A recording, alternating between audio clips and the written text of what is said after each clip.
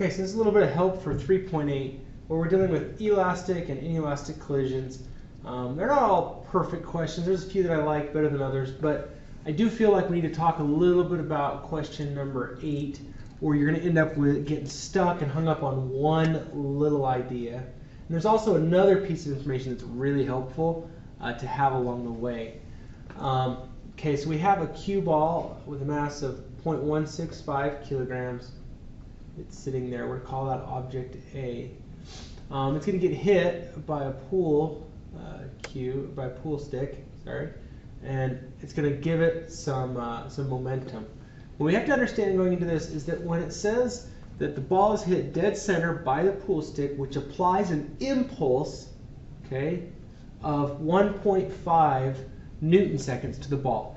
You have to understand right now that impulse is often described as a change in momentum.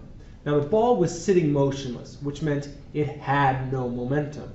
So when we say it had a change in momentum of 1.5 Newton seconds, that's the same thing as saying it now has a momentum of 1.5 kilograms meters per second. And so when we look at this, we're just really saying that the momentum in the system to begin with is 1.5. That is really something that can hang you up if you're looking at impulse and you're thinking you're supposed to do something else with it. It's just another way of saying it gave it momentum. Okay? It has a head-on collision with another ball with the same mass. We're going to find something out about that in just a second. But as we go through and try to solve this, the question is, A is going to hit B, who's not moving. And the question is afterwards, okay, a little later, oops, there's A and there's ball B. What are they doing now? Does A bounce backwards off of B? Does A follow B? Does B go forward? Like what exactly happens to these different objects? And so we're going to use the elastic collision system of equations, which says mass 1 times velocity 1. Now, MAVA1 plus MBVB1 equals MAVA2 plus MBVB2.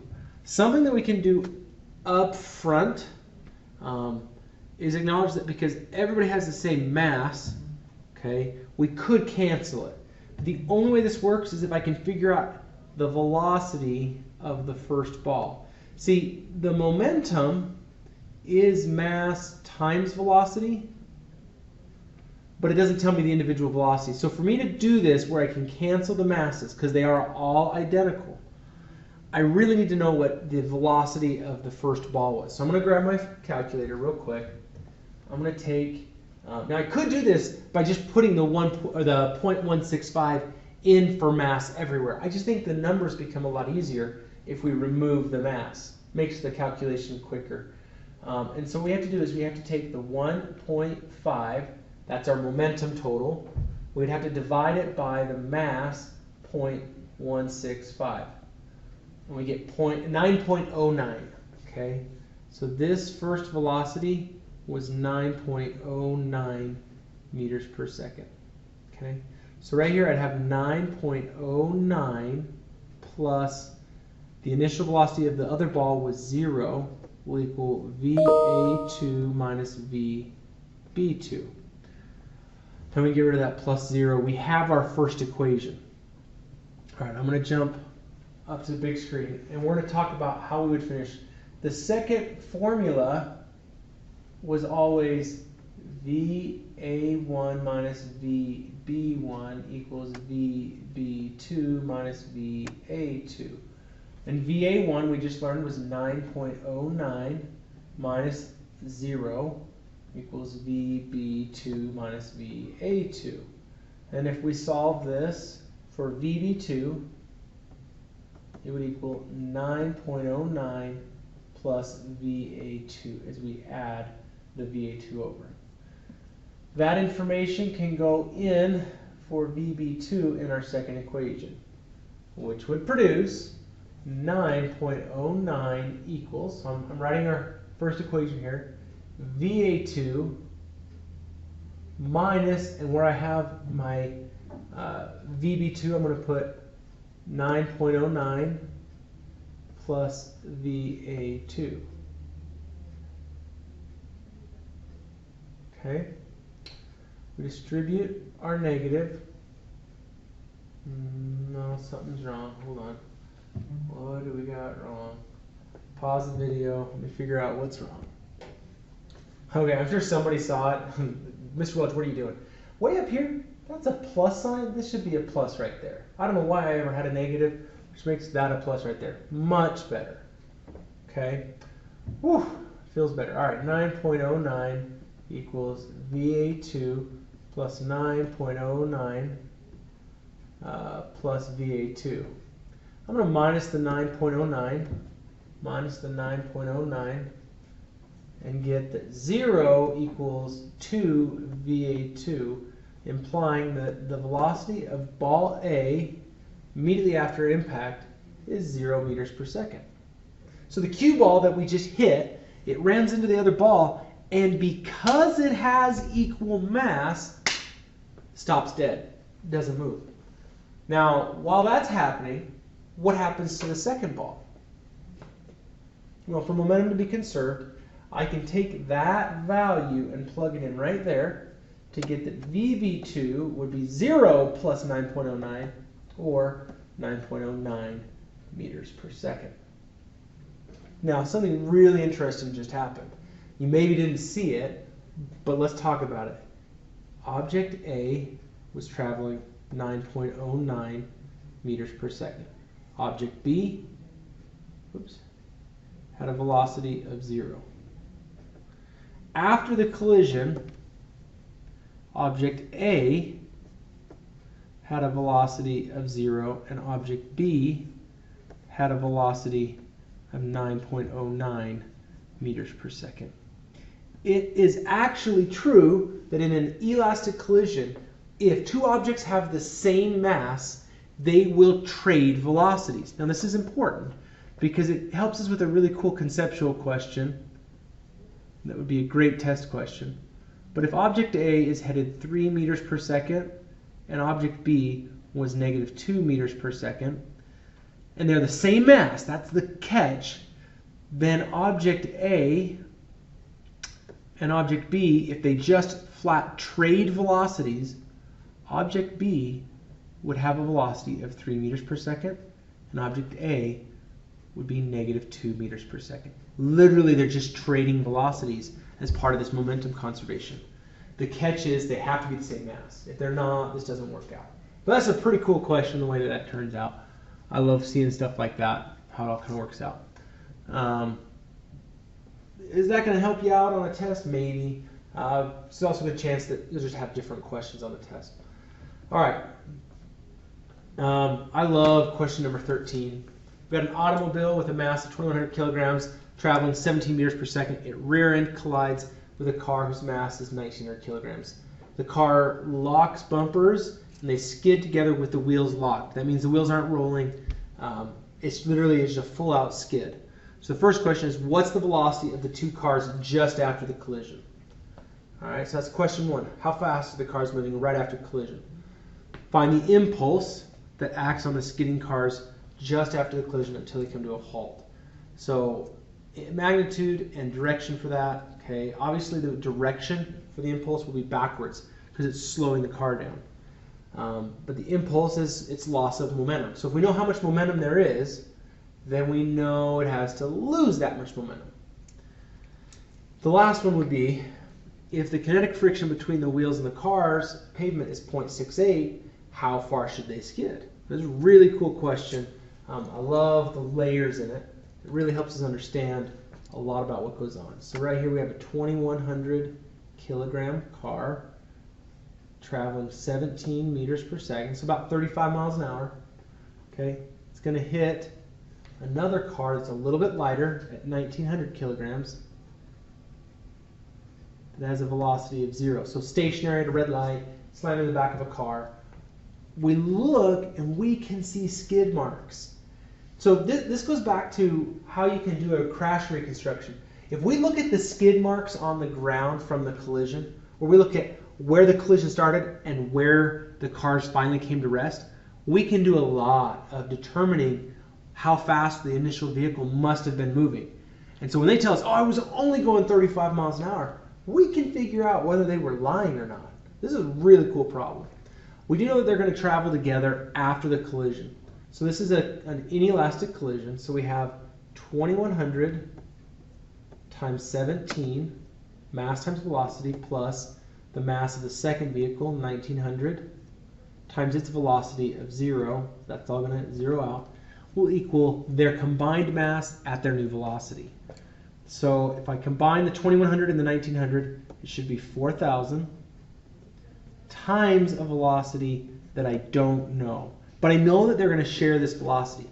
So if I take and make a quick calculation, first question, 2100 times 17, I'm going to divide that by 4000 to get 8.925. So V2, 8.925 meters per second. It almost cuts the speed in half. And that makes sense because 1900 is almost the same. I'm going to keep this number. Normally I would get really aggressive with my round and go down to 2 or 3 sig figs. I think it's 2 sig figs. I'm going to avoid that just for a minute. Okay. When we talk about impulse, remember one of the ways we talk about impulse, we talk about it as a change in momentum, which is the mass times change in velocity. Well, all of the momentum in the system needs to go away because of friction. Friction is going to pull that momentum out. We know the velocity, okay, is 8.925, and that velocity is going to drop. But it's going to drop for all of our mass. And so the impulse or change in momentum would have to be a mass of 4000 times a change in velocity of negative 8.925. I think we already saw this number once before, but the impulse would be, let me grab my calculator, 35,700. So 35,700. Just to check, we would times that by, again, 4,000 and get our number 35,700. So negative, because it's loss, 35,700. When we talk about impulse, we measure it in Newton seconds. It wouldn't be wrong for you to write it as negative 35,700 kilograms meters per second. That's the unit that we typically use for the momentum change. Again, it's very similar. I don't care which one you choose to use, but there's our number. The last thing that they're asking us to do is figure out, okay, if we have to have that much change in momentum, okay, how far is our car going to travel if friction, if mu sub k, sliding friction, is 0.68. So we have to understand here is that we know, and we're looking for delta x, how far is the car going to slide? Whenever we're asked for stuff like delta x, okay, I'm going to typically look at, there's a couple of different ways we could do this. Option number one, I can go kinematics. I know that I would have things like I'd have to figure out the acceleration. I know the initial velocity is 8.925. I know the final velocity needs to be 0. So if I could figure out the acceleration that's experienced because of the friction, then I should be able to figure out how far the cars slide. That's one option. Another option that we sometimes forget to think about is that there's an amount of energy in the system after the collision. There's all the kinetic energy of the slide, right? We know how much speed and how much mass the cars have as they're sliding. And for there to be no kinetic energy at the end, it means that friction had to have done a certain amount of work on the vehicles. And if it did work, work is force times distance, and distance would be my delta x. I'm not going to suggest you have to do one or the other. I am going to show you how I would use kinetic energy, just to show you what I'm talking about. So I would say that the kinetic energy at the collision, right after the collision, minus any work by, say, friction, should equal 0. I shouldn't have any energy left in the system when I'm done. We know the kinetic energy is 1/2 the mass of the whole system, which is 4,000, times the velocity, 8.925 squared. I want to minus the work done by friction. Well, the work done by friction will be the force of friction times distance, or displacement, and that should equal 0. Now I'm going to push this guy over, just get it positive, and I'm going to figure out what this number over here on the left is. So I take 0.5 times 4,000 times 8.925 squared. I get that number. So 159,311. 159,311 point. Really want to make sure I'm accurate with my numbers here. 25 will equal the force of friction, which we know the force of friction to be mu Fn times the displacement. Okay, so this is my force of friction right here. That's the formula for the force of friction. Well, mu I know, and the normal force is mass times gravity if I'm on a flat surface. Because if you think about the cars, if we talk about their normal distribution across a horizontal surface, you have mg pushing down, you have Fn pushing up. So Fn must be equal to mg, but it's the mg for the whole system, both cars. And so I would have 0.68 times the mass, 4,000, times 9.8 g times d. Now if I figure out what this number is and I divide it over, okay, I'm going to grab that calculator again. 0.68 times 4,000 times 9.8 is 26,656, and I want to divide my 159,311 by that number, and I get a distance of 5.98. So depending on how we're rounding that, 5.98 meters. Okay, so these cars slide for, if you times that by 3, by about 20 feet, okay, around the ballpark of 20 feet. And we can see that same 5.9 meters. Okay, what this tells me up front is if I go to the scene of the crime or the scene of the collision and I see skid marks, or the cars started their skid, and I look at where the car stopped, and it's more like 10 meters, or maybe 8 meters even, I feel like this guy's wrong about his speed, because I mean, this is the bare minimum. 5.98 meters is the farthest it would go, given no extra losses in energy. But if there's extra losses in energy, then it wouldn't even go this far. So the fact that it went this far meant that I had to have a speed in excess of 17 meters per second. I love these questions because they're so rich in the problem-solving approach. Good luck. We'll see you in class and answer questions.